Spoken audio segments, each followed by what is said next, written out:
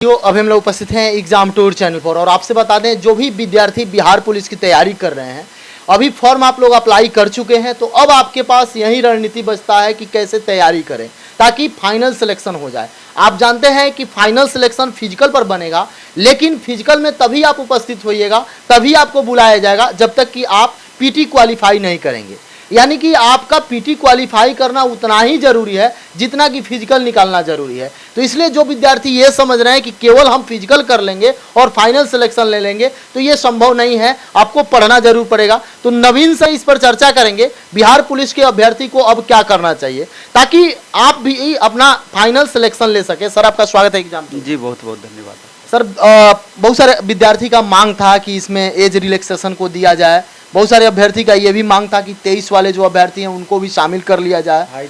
Height को लेकर महिला वाला था, लेकिन सब कुछ से परे अब अभ्यर्थी फॉर्म भर चुके हैं, अब तैयारी में लगे हुए हैं। वो मांग जो है अभी चल रहा है, यदि मांग मान लिया जाता है तो फिर से उन लोगों को डेट मिल जाएगा, फॉर्म अप्लाई कर सकते हैं। लेकिन अब अभ्यर्थी को क्या करना चाहिए? अब हमको लगता है कि अभ्यर्थी को अपने लक्ष्य की तरफ पूरी तरीके से आकृष्ट होना चाहिए और लक्ष्य पर ध्यान केंद्रित करना चाहिए। जैसा कि आपको पता है कि ये दो भाग में बटा हुआ है प्रक्रिया, एक फिजिकल होना है और दूसरा इसका रिटर्न होना है। तो फिजिकल तो सबसे ज़्यादा महत्वपूर्ण इसलिए है कि उसी के आधार पर मेरिट बनना है, लेकिन उससे पहले प्राइमरी से आप सेकेंडरी में कैसे पहुंचेंगे ये ज़्यादा महत्वपूर्ण है। यानी आप पीटी कैसे पास करेंगे। तो मालूम है कि इसका सिलेबस जैसे 100 क्वेश्चन इसमें पूछा जाना है तो 100 क्वेश्चन में 80% सिलेबस जो है जीएस सेक्शन का है और 20% में आपका मैथ आ जाना है, हिंदी आ जाना है, इंग्लिश आ जाना है। इस सब का कम्बिनेशन मिला करके 20% है। तो जीएस बेस्ड ये एग्ज़ाम है। और सबसे बड़ी बात यह है कि इससे पहले का जो भी एग्ज़ाम हुआ था तो उसमें आप देखेंगे कि क्वेश्चन का एक अलग लेवल रहता था, +2 लेवल तक का क्वेश्चन पूछा जाता था। तो इस बार सबसे बड़ी राहत स्टूडेंट के साथ ये हुई है कि इसके लेवल को कम किया गया है और complete Bihar school examination board का 10th लेवल तक के क्वेश्चंस पूछे जाएंगे, ऐसा आयोग के द्वारा क्लियर किया गया है। तो यहाँ पर थोड़ा स्टूडेंट के साथ राहत है, क्योंकि इससे पहले का अगर प्रश्न पत्र पर आप गौर करेंगे तो पता चलेगा कि दरोगा से भी ज़्यादा टफ क्वेश्चन बिहार पुलिस का पूछ दिया गया था। बच्चे चारों खाने चित्त हो गए थे वहाँ पर। तो यहाँ पर थोड़ा सा राहत इस मामले को लेकर के है। तो हमारा ये कहना है, हमारा ये मानना है कि स्टूडेंट को थोड़ा बेसिक लेवल से अप टू 10th लेवल तक 9th 10th complete NCERT based जो भी बुक्स है आप लाइन बाय लाइन पढ़ जाएं। इसके परे भी अगर आप जाना चाहें तो अच्छी पब्लिकेशन का कोई भी बुक लेकर के लाइन बाय लाइन उसको पढ़ने का प्रयास करें।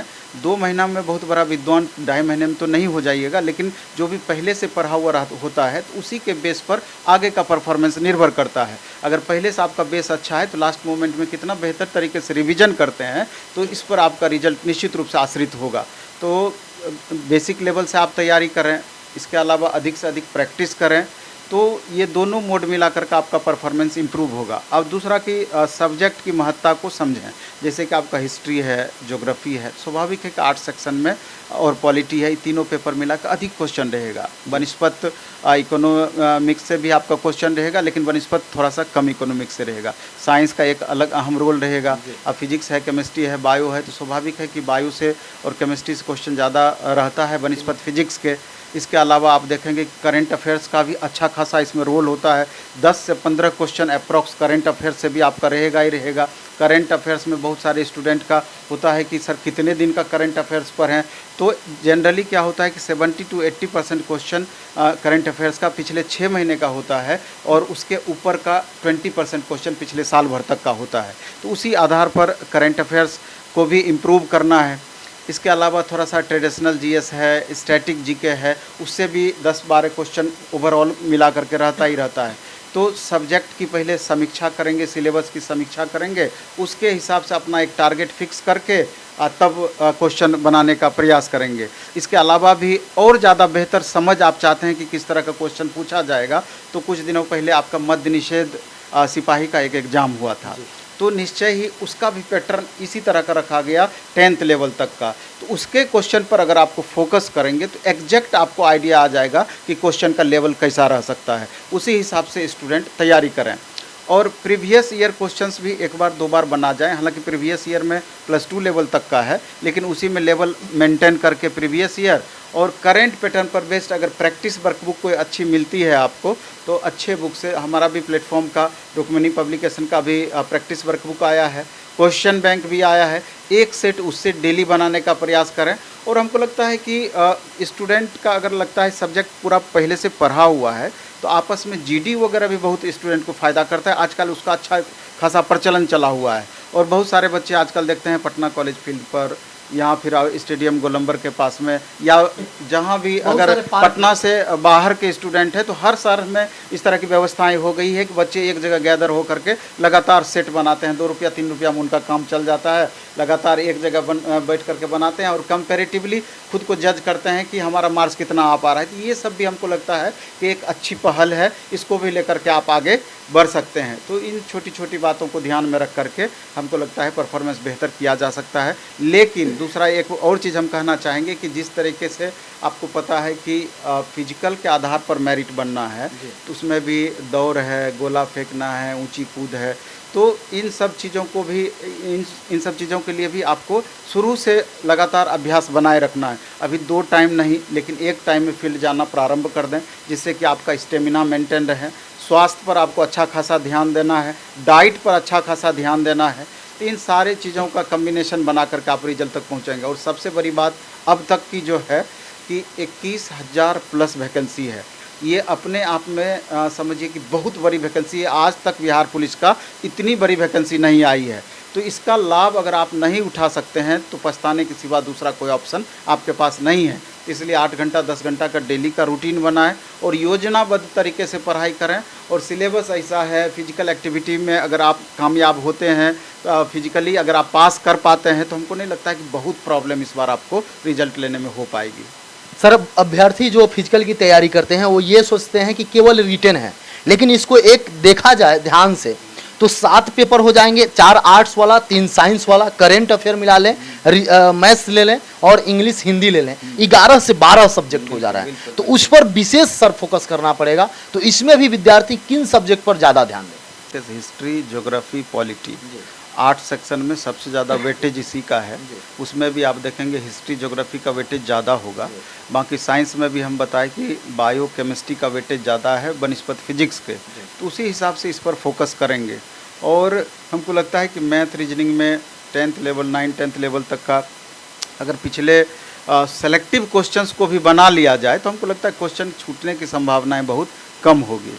और जहाँ तक एग्ज़ाम का सवाल होता है, तो कोई भी वैकेंसी अभी बिहार के संदर्भ में देखा जाए, जब भी निकलती है तो 3 महीने के लगभग गैप पर एग्ज़ाम कराई जाती है, अगर सब कुछ ठीक ठाक रहा।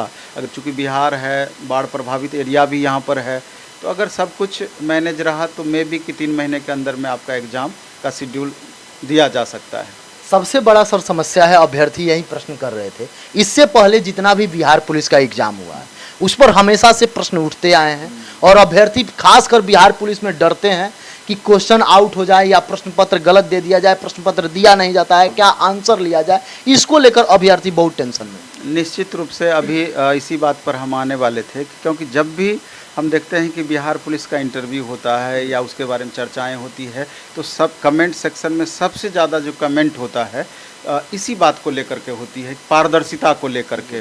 तो हमको लगता है कि कहीं ना कहीं आयोग को भी इसको सीरियसली लेना चाहिए, क्योंकि इस तरह की नौबत आखिर आती क्यों है और स्टूडेंट के मन में इस तरह के सवाल आते क्यों हैं। क्योंकि अभी तक का जो देखा जा रहा है या देखा गया है, तो कहीं ना कहीं पारदर्शिता का कमी है, जिसके वजह से इस तरह का प्रश्न उठ रहा है। आप देखेंगे कि प्रश्न पत्र नहीं दिया जाता है और OMR रंगने वाला उसको क्लियर नहीं किया जाता है। आंसर शीट पे जिस तरह से क्लियरिटी होना चाहिए वहाँ पर भी अभाव होता है। सब दिन दावा ठोका जाता है कि ये पूरी तरीके से पारदर्शी तरीके से एग्ज़ाम लिया जाएगा, जैमर लगाया जाएगा, लेकिन लास्ट मोमेंट में जब एग्ज़ाम होती है तो पता चलता है कि सरकार की सारी कोशिश बेकार हो जाती है। तो कहीं ना कहीं अगर इस तरह का माहौल रहेगा तो स्टूडेंट के विश्वास में निश्चित रूप से कमी रहेगी। लेकिन दूसरी बात यह भी है कि हाल के दिनों में लगातार गवर्नमेंट के द्वारा कोशिश किया जाता है बेहतर करने का, और एक स्टूडेंट होने के नाते एक स्टूडेंट को हमेशा निगेटिव चीज़ों से थोड़ा बचना होगा। आप 20%, 10 to 20% मान करके आप चलिए बिहार के संदर्भ में कि जितनी भी वैकेंसी है 20% वैकेंसी कम है, उसी पर हमको फाइट करना है। 20% क्योंकि कितनी भी गड़बड़ियाँ होगी ना 20% से ज़्यादा नहीं होगी। आप देखेंगे आए दिन लॉज में देखिए या पटना आप रहते हैं तो अगल बगल भी नज़र दौरा करके आप देखिए 80% जेन्यून स्टूडेंट का रिजल्ट होता है। ऐसा नहीं है कि आपका 100% वही सब जाता है।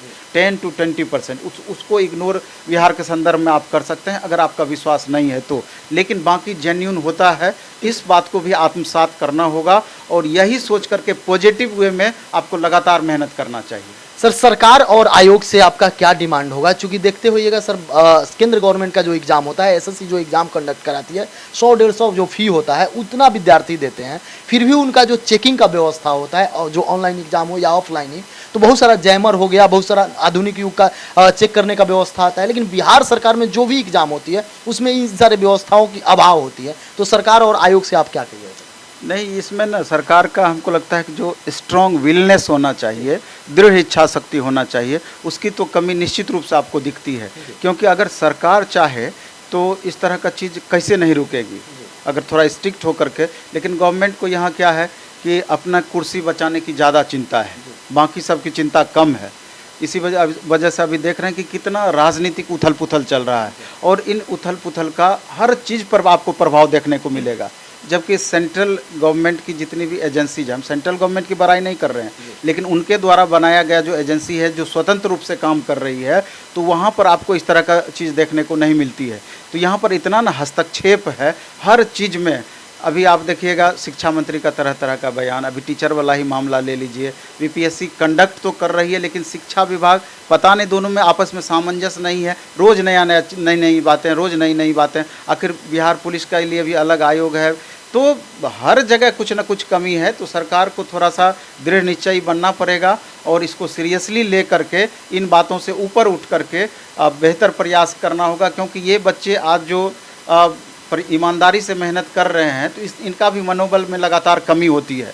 एक बार अगर परीक्षा में क्वेश्चन आउट हो जाता है, जो बच्चे अभी 2 साल 3 साल से लगातार विशेष परिस्थिति में या प्रतिकूल परिस्थिति में भी पटना में रहकर तैयारी करते हैं या जो जहां रहते हैं वहां से तैयारी करते हैं, तो लास्ट मोमेंट में जब पता चले कि इसका क्वेश्चन आउट हो गया या दूसरी परेशानी हो गई तो उनके मनोदशा पर क्या प्रभाव पड़ेगी। इसलिए गवर्नमेंट को इसके बारे में निश्चित रूप से थोड़ा सीरियस होना पड़ेगा।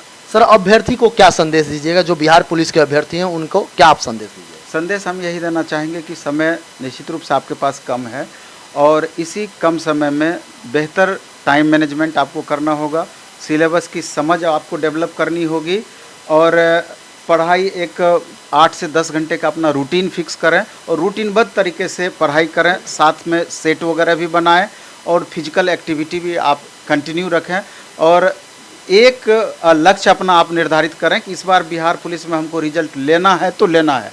और लक्ष्य निर्धारित करके अगर आप पढ़ाई करेंगे तो मेरे ख्याल से लक्ष्य बहुत दूर आपके लिए नहीं रह जाएगी। जो भी अभ्यर्थी देख रहे हैं उनसे मैं यही कहूंगा कि इसके बावजूद भी आपके मन में किसी भी प्रकार का कोई प्रश्न हो तो आप जरूर कमेंट बॉक्स में कमेंट कीजिएगा। और यदि आप एग्जाम टूर पर नए हैं तो एग्जाम टूर को सब्सक्राइब कर लें और लोगों में शेयर करें। जय हिंद।